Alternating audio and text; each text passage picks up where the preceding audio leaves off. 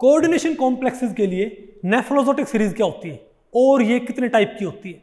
नमस्ते, मेरा नाम मनदीप दलाल है और इस लेक्चर में हम इन्हीं प्रश्नों के उत्तर खोजने की कोशिश करेंगे।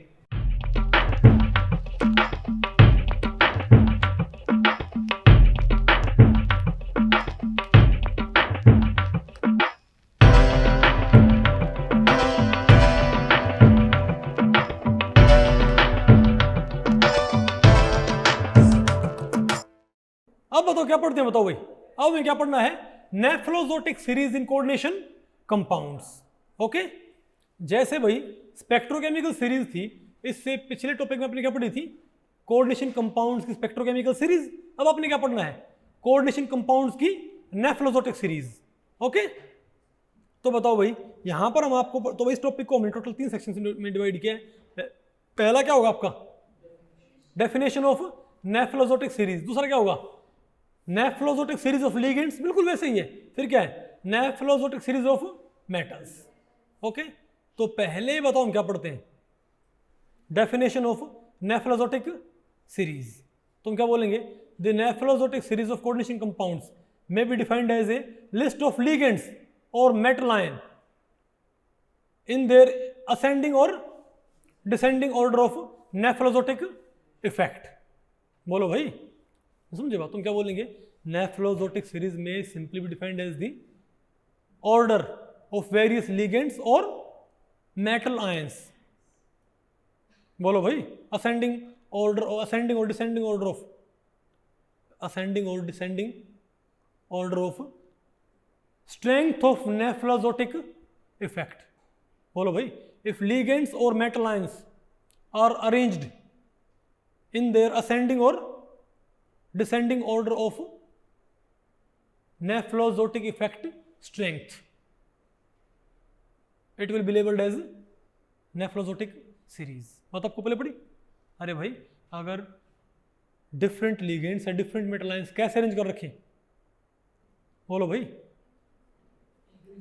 बोलो भाई, इफ डिफरेंट लिगेंड्स और different metal ions are arranged in their ascending और descending order of nephrozotic effect strength or strength of their nephrozotic effect, the list will be labeled as nephrozotic series। समझ गए बात भाई। अगर ligands कैसे अरेंज कर रखें, ascending और descending order of nephrozotic effect strength, तो क्या होगी वो, nephrozotic series of ligands। और अगर आपने तो क्या कर रखा भाई, मेटल्स आपने क्या अरेंज कर रखे, नेफ्रोजोटिक इफेक्ट के स्ट्रेंथ के ऑर्डर में। अरे आपने भाई, क्योंकि अलग अलग मेटल्स का अलग अलग क्या होता है, नेफ्रोजोटिक इफेक्ट। नेफ्रोजोटिक इफेक्ट की स्ट्रेंथ अलग अलग मेटल्स की होती है, अलग अलग होती है। तो अगर आपने मेटल्स को अरेंज कर दिया उनके बढ़ते हुए नेफ्रोजोटिक इफेक्ट के ऑर्डर में, तो क्या हो जाएगी, नेफ्रोजोटिक सीरीज ऑफ मेटल्स। बात आपको पहले पड़ गई। अब भाई आपको नेफ्रोजोटिक इफेक्ट क्या होता है, नेफ्रोजोटिक इफेक्ट क्या होता है, ये भी मैंने आपको पढ़ाया था। देखो, मान लिया हमारे पास क्या, कोई साइलेंस भाई, मान लिया हो तो हमारे पास क्या कोई,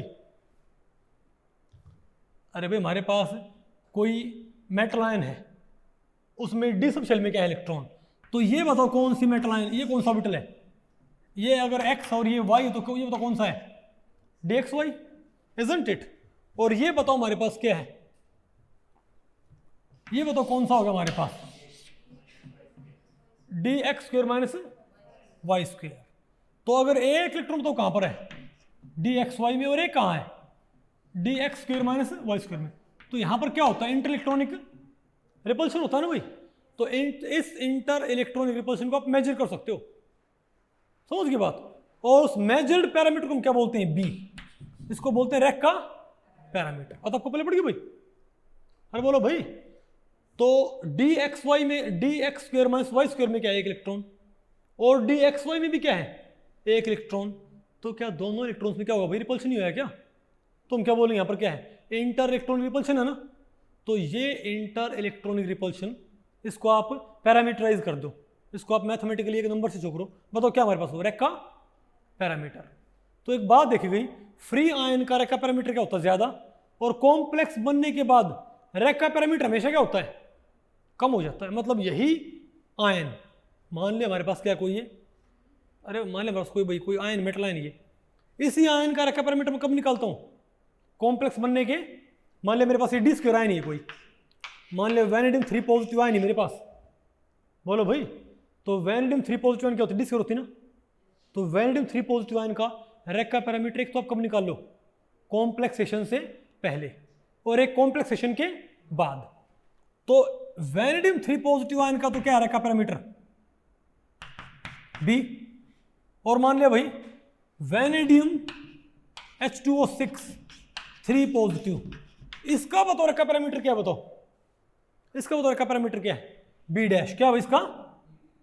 बी डैश। नहीं आया क्या? तो ये पाया कि भाई बी डैश कम है बी से, यानी फ्री आयन में इंटर इलेक्ट्रॉनिक रिपल्शन क्या होता है? ज्यादा, और कॉम्प्लेक्स आयन में क्या होता है भाई? कम होता है। तो इस बात को आप कैसे जस्टिफाई करते हो भाई कि ये इंटर इलेक्ट्रॉनिक रिपल्शन कब कम होगा? जब ये इनमें दूरी क्या होगी? बढ़ेगी। और दूरी में कब बढ़ेगी? जब ये ऑर्बिटल्स क्या हो जाएंगी? एक्सपेंड। क्या हो जाएंगे बताओ भाई? क्या हो जाए भाई? एक्सपेंड हो जाए, मतलब ये आगे बढ़ के ओवरलैप करें लिगेंड से। नहीं बात आपको पहले पड़ी तो क्या हो जाएगा? तो अगर मान लो ये भी मैंने बताओ क्या कर दिया? एक्सपेंड कर दिया, और ये भी बताओ मैंने क्या कर दिया? एक्सपेंड। अब बताओ क्या इलेक्ट्रॉन्स में दूरी बढ़ गई ना? नहीं बढ़ गई क्या भाई? तो दूरी यहां कम है कि यहां कम है? तो हमको तो बात आपको पहले पड़ी भाई। ड्यूरिंग कॉम्प्लेक्सेशन क्या होता है? ड्यूरिंग कॉम्प्लेक्सेशन डी ऑर्बिटल की लोब्स क्या होती है? एक्सपेंड होती हैं। जब ये लोब एक्सपेंड होती हैं भाई, सवाल तो आएगा ना, क्योंकि एक्सपेरिमेंटली क्या होता है? फ्री आयन का रेखा पैरामीटर क्या होता है? कम होता है। कॉम्प्लेक्स आयन क्या होता है? कम होता है। सॉरी, फ्री आयन का रेखा पैरामीटर ज्यादा होता है, कॉम्प्लेक्स आयन का रेखा पैरामीटर क्या होता है? कम होता है। तो रेखा पैरामीटर हमेशा घटता है भाई ड्यूरिंग कॉम्प्लेक्सेशन। तो सवाल तो आएगा कि क्यों होता है ऐसा? तो इसको हम कैसे जस्टिफाई करेंगे? क्योंकि रेखा पैरामीटर घटा है, इसका मतलब इंटर इलेक्ट्रॉनिक रिपल्शन क्या है? घटा है। और इंटर इलेक्ट्रॉनिक रिपल्शन सिर्फ कैसे घटेगा? जब ये इनमें दूरी क्या होगी? बढ़ेगी। और दूरी कब बढ़ेगी? जब लोब्स क्या होंगी? एक्सपेंड। नहीं बात आपको पहले पड़ी? तो लोब्स जितनी ज्यादा क्या होंगी? एक्सपेंड, उतना रिपल्शन कम हो जाएगा, उतना ही रेखा पैरामीटर क्या हो भाई? ज्यादा घट जाएगा। बात आपको पहले पड़ गई? तो ये पैरामीटर जितना कम हो इसके मुकाबले, तो हम क्या बोलेंगे कि इन लिगेंड्स का उतना ही ज्यादा क्या है? नेफ्लोजोटिक इफेक्ट भाई, इन लोब्स को खींचने का भाई, क्योंकि यहां पर इसको लिगेंड्स खींच रहे हैं। नहीं बात आपको पहले पड़ी? अरे बोलो भाई, यानी अगर मैं वैनेडियम 3 पॉजिटिव आयन का, एक तो मैं वैनेडियम 3 पॉजिटिव आयन क्या बनाऊं? एक क्या बनाऊं? एक्सा एको कॉम्प्लेक्स। और एक बताओ मैं क्या बनाऊं? वैनेडियम 3 पॉजिटिव आयन का, बोलो भाई, VCN6 3 नेगेटिव कॉम्प्लेक्स। क्या? तो यहां मान लिया क्या? B double dash. क्या भाई यहां पर? B double dash. नहीं बात आपको पहले पड़ी? अरे बोलो भाई, तो वैनेडियम 3 पॉजिटिव आयन का बताओ यहां पर क्या है? रेखा पैरामीटर भी है। मान लिया बी कितना है? 1000 मान लो। अरे वैसे बोल दिया मैंने, 1000 मान लिया। कितना है? और यहां बताओ कितना मेरे पास? 900। और यहां बताओ कितना मेरे पास बने भाई? 800। नहीं बात आपको पहले पड़ी? तो इससे ये बनने पर तो कितना घटाइए? 1000 से 800। और इससे ये बनने पर क्या बना मेरे पास? 1000 से 900 भाई। तो हम क्या बोलेंगे कि मेटल आयन तो सेम भाई। तो नेफ्लोजोटिक इफेक्ट, लोब्स को खींचने का इफेक्ट ज्यादा किसमें है? साइनाइड लिगेंड्स का है कि वॉटर लिगेंड्स का है? साइनाइड लिगेंड्स का। नहीं बता आपको पहले पड़ी? नहीं है बेटा आपको? सोनिया भाई, मान लिया वैनेडियम 3 पॉजिटिव आयन का रेखा पैरामीटर क्या है? वैनेडियम 3 पॉजिटिव आयन का, फ्री आयन का रेखा पैरामीटर क्या है? 1000। लेकिन इसके वाटर कॉम्प्लेक्स का क्या है? 900। और इसके साइनाइडो कॉम्प्लेक्स का क्या है? 800। समझे बात? इसका मतलब भाई इंटर इलेक्ट्रॉनिक रिपल्शन यहां ज्यादा, यहां घट गया ना, यहां पर और भी क्या हो गया? घट गया। नहीं बात आपको पहले पड़ी?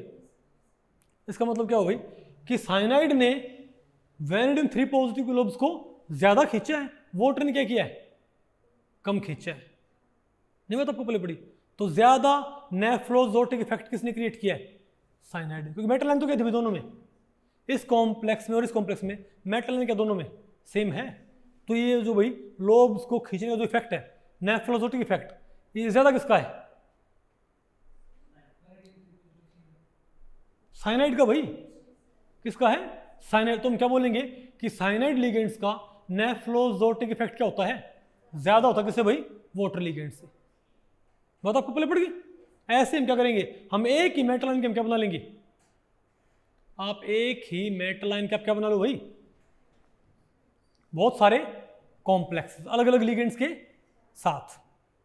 नहीं समझे बात? और उन सब में क्या निकालो, उन सभी कॉम्प्लेक्स के क्या निकाल लो, रैक का पैरामीटर, और उनको किससे भाग कर दो, सब उनके फ्री आयन से भाई। तो जिसमें सबसे कम नंबर आए, आप यहां पर देखो भाई, यहां पर तो क्या आएगा, तो एक होता है रैक का पैरामीटर, ये क्या होता है बताओ भाई, बीटा क्या होता है।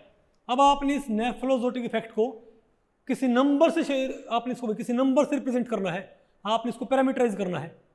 तो मैं क्या बोल दूं कि भाई ये है बीटा, मैं बोलूं B double dash by B, बोलो भाई तो क्या हो जाएगा 800/1000, और बी डैश बाई बी 900/1000।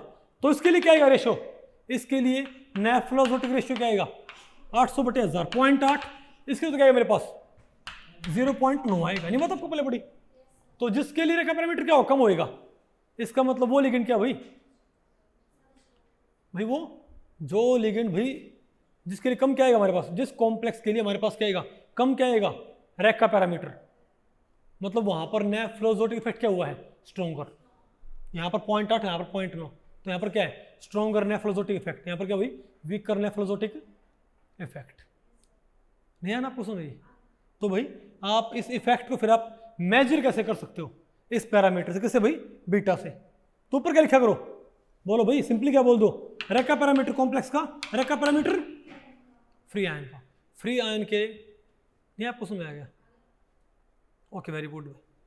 तो आप ये बताओ भाई, तो आप ये कहोगे कि आपने भाई सभी कॉम्प्लेक्सेस का आपने क्या निकालना पड़ेगा, रैक का पैरामीटर। अरे भाई सभी कॉम्प्लेक्सेस का आपने क्या कैलकुलेट करना पड़ेगा, रैक का पैरामीटर। क्यों भाई? क्योंकि नहीं सॉरी, सभी कॉम्प्लेक्सेस के आपने क्या पता करना पड़ेगा।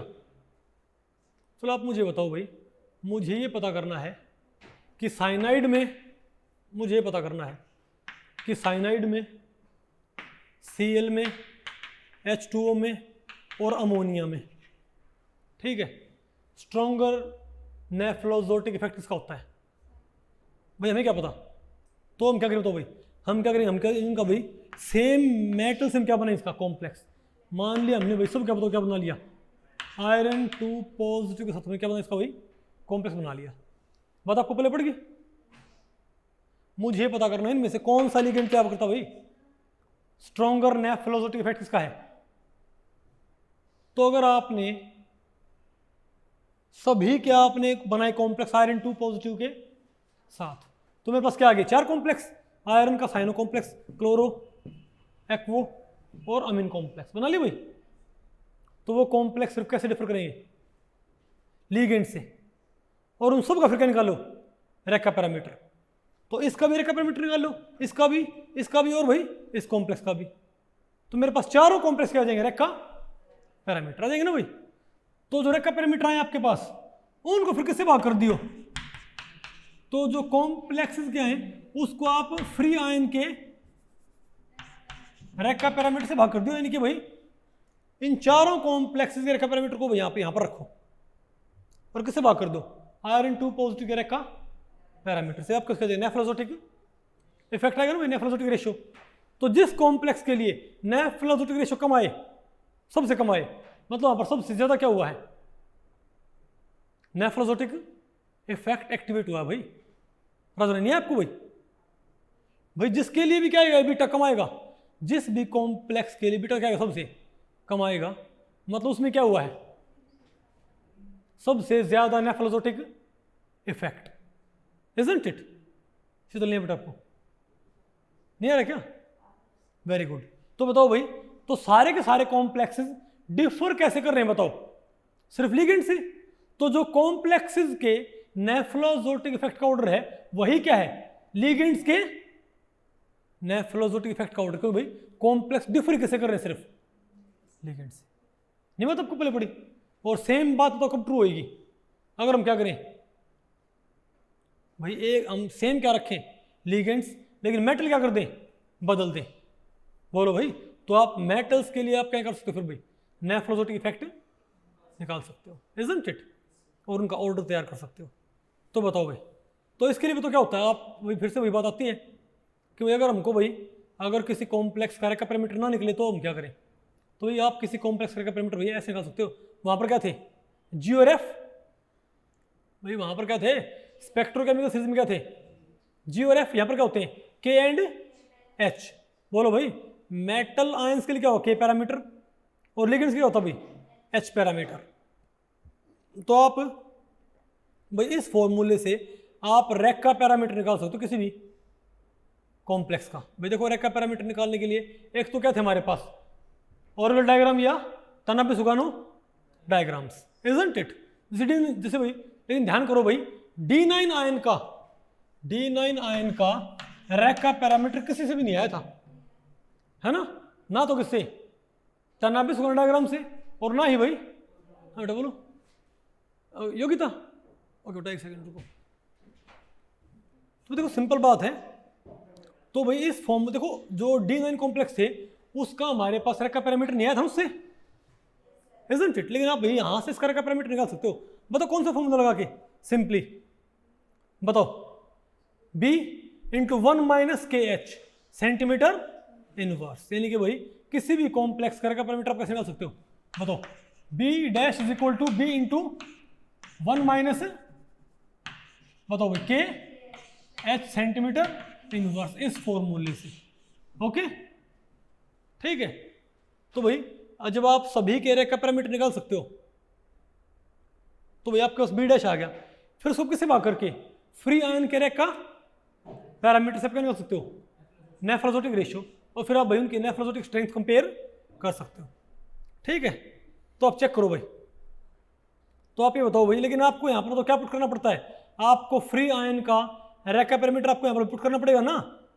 कॉम्प्लेक्स आयन का रैक का पैरामीटर निकालने के लिए अपने यहाँ पर क्या पुट करना पड़ता है, 3 पैरामीटर पुट करने हैं, एक तो क्या के, एक एच, और एक फ्री आयन का रैक का पैरामीटर, इजंट इट। बोलो भाई, तो बताओ क्या है हमारे पास। तो आप ये वाला कॉम्प्लेक्स देखो, इसके लिए आप क्या निकालो, इसके लिए आप क्या निकालो, रैक का पैरामीटर क्या है, D8। तो देखो इसके लिए रैक का पैरामीटर एक तो हमारे पास कैसे आया था, तनाबे सुगानो डायग्राम से भाई, और एक कहाँ से आएगा इसका रैक का पैरामीटर, ऑर्बिटल डायग्राम से भी आएगा ना, किससे। लेकिन आप भाई इसका रैक का पैरामीटर आप इस फॉर्मूले से भी निकाल सकते हो। बताओ क्या हमारे पास यहाँ पर, निकेल 2 पॉजिटिव, तो आप ये बताओ निकेल के लिए क्या होता हमारे पास, 0.12, तो के कितना है 0.12, और क्या है निकल का ये एक्वा कॉम्प्लेक्स, वाटर के लिए क्या है 1। बताओ क्या बोलोगे, बोलो भाई।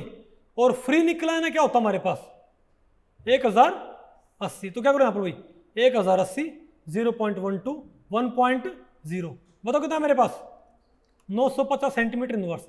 ये क्या गया मेरे पास, निकेल H2O62 पॉजिटिव का रैक का पैरामीटर आ गया ना भाई। अब बताओ फ्री है ना, क्या था मेरे पास 1080, तो अगर मैं इस 950 को किससे भाग कर दूं 1080 से, बताओ मेरे पास क्या जाएगा, नेफ्रोजोटिक रेशियो, इजंट इट।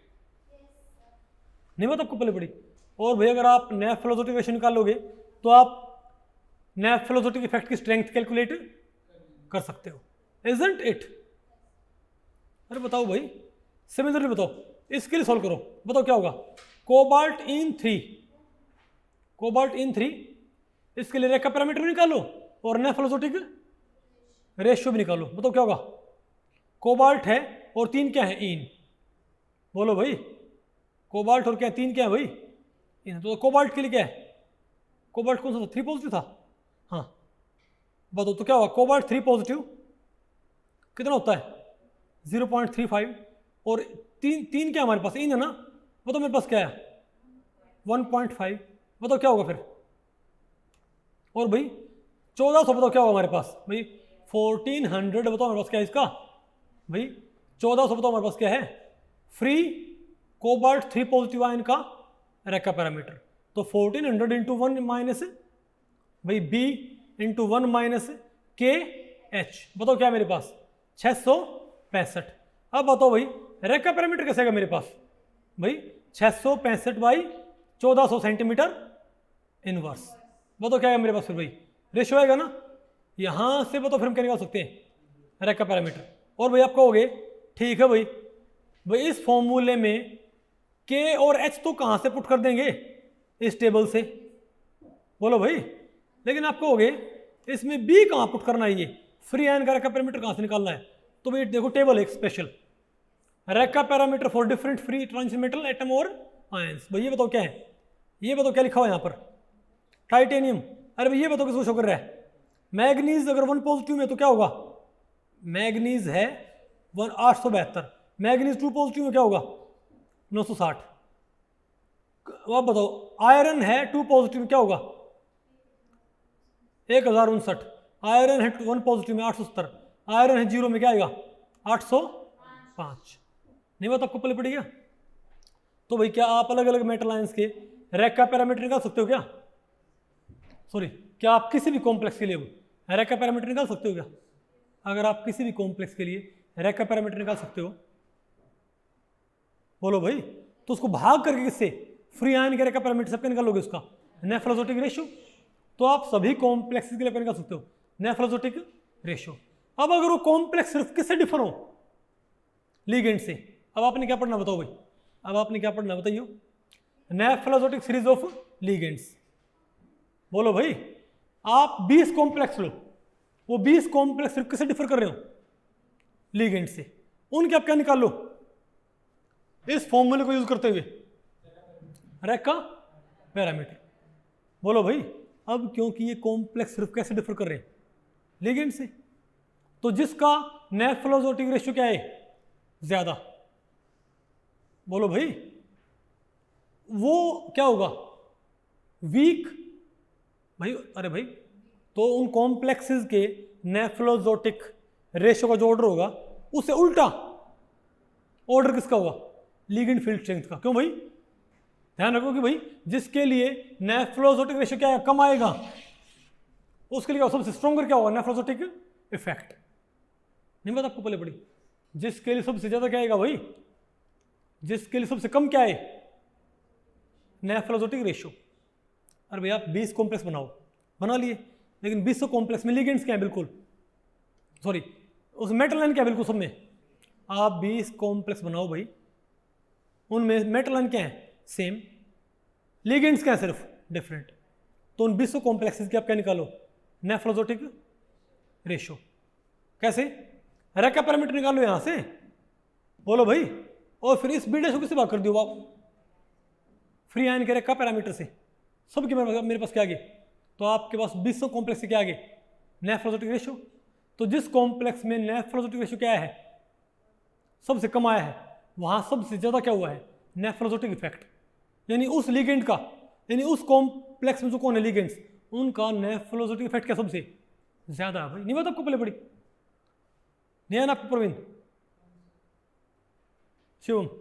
तो भाई जो नेफ्रोजोटिक रेशियो का ऑर्डर आएगा उससे उल्टा ऑर्डर किसका होगा लिगेंड्स के नेफ्रोजोटिक इफेक्ट का। नहीं बात आपको पहले पड़ी। तो ऐसे भाई आपने क्या करना है, आपने सभी लिगेंड्स का आपने क्या निकालना है नेफ्रोजोटिक इफेक्ट, और उनको फिर कैसे अरेंज कर दो बताओ भाई।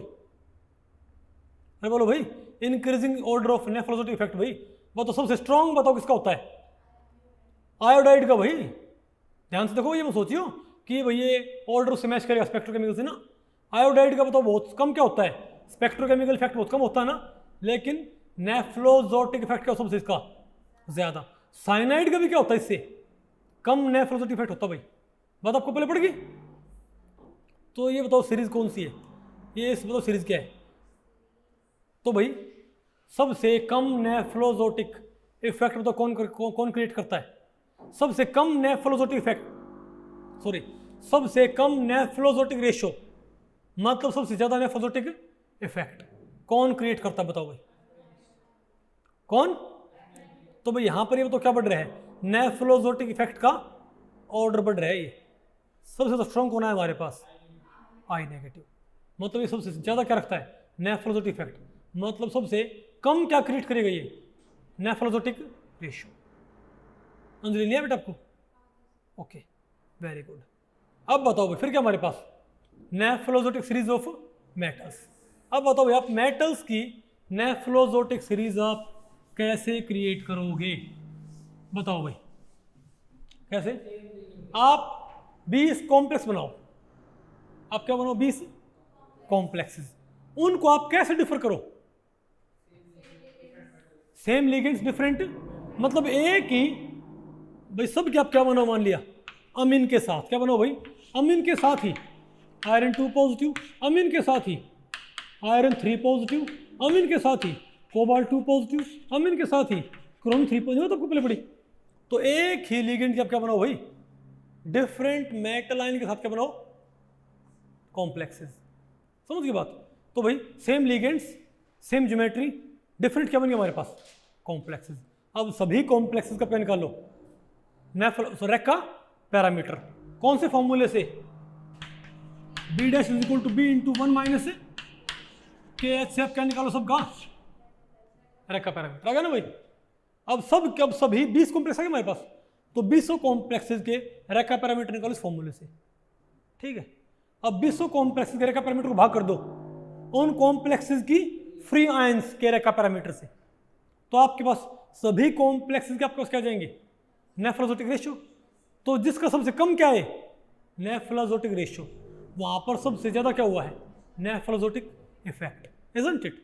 यानी वो और ये सारे कॉम्प्लेक्स कैसे डिफर कर रहे हैं विद रिस्पेक्ट टू मेटल, तो जिसमें सबसे कम क्या है नेफ्लोजोटिक रेशियो, वहां पर सबसे ज्यादा क्या हुआ है, नेफ्लोजोटिक इफेक्ट। बोलो भाई, तो उस मेटल आयन का सबसे ज्यादा क्या हुआ, नेफ्लोजोटिक, क्योंकि भाई तो जो कॉम्प्लेक्स से क्या होगा, नेफ्लोजोटिक इफेक्ट ऑर्डर होएगा, वही क्या होगा, उन मेटल आयंस का नेफ्लोजोटिक इफेक्ट। नहीं आया क्या आपको भाई? अरे भाई सेम लिगेंड्स आपने क्या बनाए, 20 कॉम्प्लेक्सेस, 20 को आपने क्या निकाल लिए,